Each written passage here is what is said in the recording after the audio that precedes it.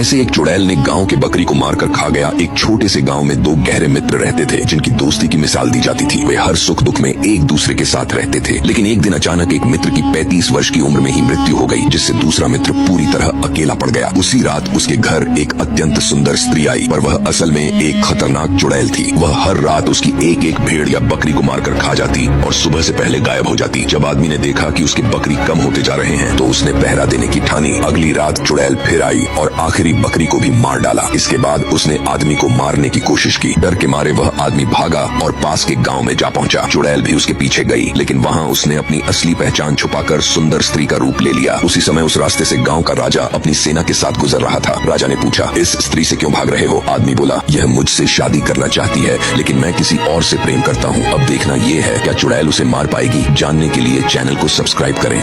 जिस कुएं में रानियों को फेंकवाया था, भगवान की दया से उसका पानी जल्दी सूख गया। अब कुएं में फंसी सभी रानियां भूख और प्यास से बेहाल थीं। कुछ दिनों बाद 6 में से एक रानी ने एक बेटी को जन्म दिया। तब बाकी 5 रानियों ने कहा, बहन चलो इसे खाकर अपनी भूख मिटा लेते हैं। फिर रानियों ने मिलकर उसे मार दिया और उसके टुकड़े कर सब अपने अपने हिस्से का मांस खाने लगी। मगर एक रानी ने मांस के टुकड़े को छुपा कर रख लिया। कुछ दिनों बाद उन 5 रानियों ने फिर से एक एक लड़की को जन्म दिया और पिछली बार की तरह ही वे सब उसे मारकर अपने अपने हिस्से का मांस खा गयी। कुछ और महीने बीत गए। फिर सबसे छोटी रानी ने भी एक बालक को जन्म दिया और जब वह 5 साल का हो गया तब बाकी 5 रानियों ने उससे कहा, चलो अब इसके छोटे छोटे टुकड़े करके हम सब में बांट दो, क्योंकि जीवित रहना है तो हमें इसे खाना ही पड़ेगा। तब छोटी रानी ने छुपाए हुए मांस के टुकड़े को निकाला और सबसे कहा, ये लो मेरे हिस्से के वो मांस के टुकड़े, ये सब तुम खा लो मगर मेरे बच्चे को छोड़ दो। फिर सभी 5 रानियों ने इस बात पर सहमति जताई और वह मांस के टुकड़े लेकर उन्हें खा गयी। दिन बीते और छोटी रानी का वह बालक अब 10 साल का हो गया। आगे की कहानी जानने के लिए बने रहे।